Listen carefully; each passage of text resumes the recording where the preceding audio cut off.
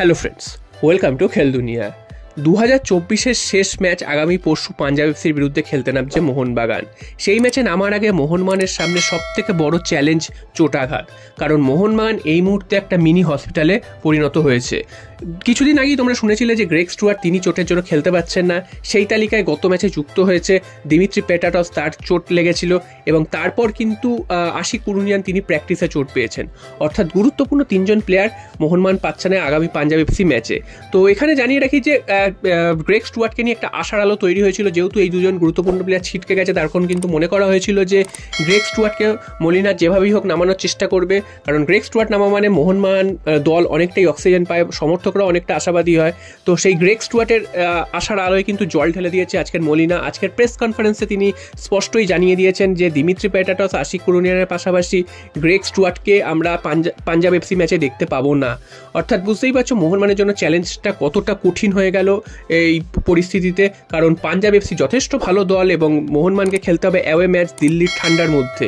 তো সেখান থেকে জিতে আসাটা মোহনবাগানের জন্য যথেষ্টই চ্যালেঞ্জিং এবং এই ম্যাচটা যদি কোনোভাবে পয়েন্ট নষ্ট করে সেক্ষেত্রে কিন্তু মোহনবাগান আবার একটা সমস্যায় পড়ে যাবে, কারণ পরপর দুটো ম্যাচে পয়েন্ট নষ্ট কিন্তু এটা ভালো সংকেত হবে না। তো সেদিক থেকে দেখতে গেলে মোহনবাগানকে যেভাবেই হোক ম্যাচটাকে বের করে আনতে হবে এবং জিতে আসতে হবে। এবং মোহনবাগানের হাতে যেসব প্লেয়াররা রয়েছে, এইসব প্লেয়াররা যদি নাও খেলতে পারে, মোহনবাগানের হাতে যারা রয়েছে তারা কিন্তু যথেষ্ট ভালো ফুটবলার এবং তারা কিন্তু যেভাবেই হোক ম্যাচ বের করে নিয়ে আসতে পারে। তো এখন প্রশ্ন হচ্ছে মোহনবাগানের ফার্স্ট 11 কেমন হবে, কারণ গুরুত্বপূর্ণ দুজন বিদেশি তারা তো ছিটকেই গেছেন। এছাড়া আশিক কুরুনিয়ানেরও খেলার সম্ভাবনা প্রায় নেই বললেই চলে। তো মোহনবাগানের ফার্স্ট 11 এরকম হতে পারে: গোলে বিশাল কায়েত, এছাড়াও ডিফেন্স আনচেঞ্জ থাকবে, দুটো সাইড ব্যাকে খেলবেন, বাঁ দিক থেকে খেলবেন শুভাশিস বোস, ডান দিকে খেলবেন আশিস রায়, সেন্টার ব্যাক হিসেবে টম অলরেডের সাথে থাকবেন আলবার্টো রড্রিগেজ। এছাড়া ডিফেন্সিভ মিডফিল্ড হিসেবে কিন্তু কালকের আমরা অনিরুদ্ধ থাবাকে দেখতে পারি, সাথে কিন্তু আপুয়া থাকবেন।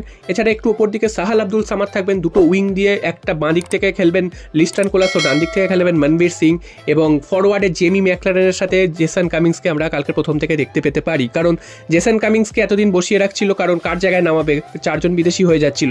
তো যেহেতু দিমিত্রি পেটাটস থাকবেন না কালকের ম্যাচে, তাই জন্য তাকে কিন্তু প্রথম থেকে খেলানোর কোনো অসুবিধা নেই।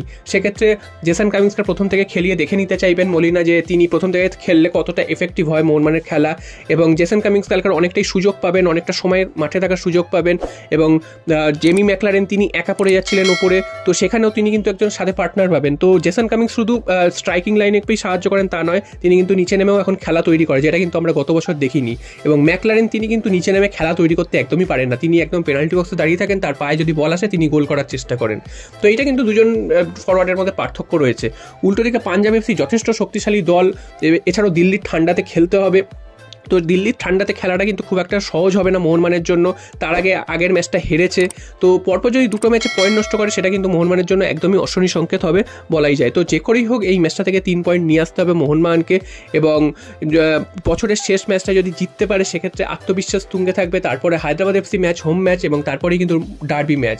তো বুঝতেই পারছো কতটা কঠিন চ্যালেঞ্জের মুখোমুখি মোহনবাগানকে পড়তে হবে এর পরের ম্যাচগুলো, এবং এই ম্যাচগুলো অ্যাওয়ে ম্যাচ থেকে যদি পয়েন্ট তুলে আনতে পারে তাহলে কিন্তু মোহনবাগান অনেকটাই চাঙ্গা থাকবে এবং অনেকটাই পরবর্তী ম্যাচগুলোতে ফোকাস করতে পারবে। তো তোমাদের কি মনে হয় কালকের ফার্স্ট 11 কেমন হতে পারে, তোমরা কিন্তু অবশ্যই কমেন্ট বক্সে জানিও।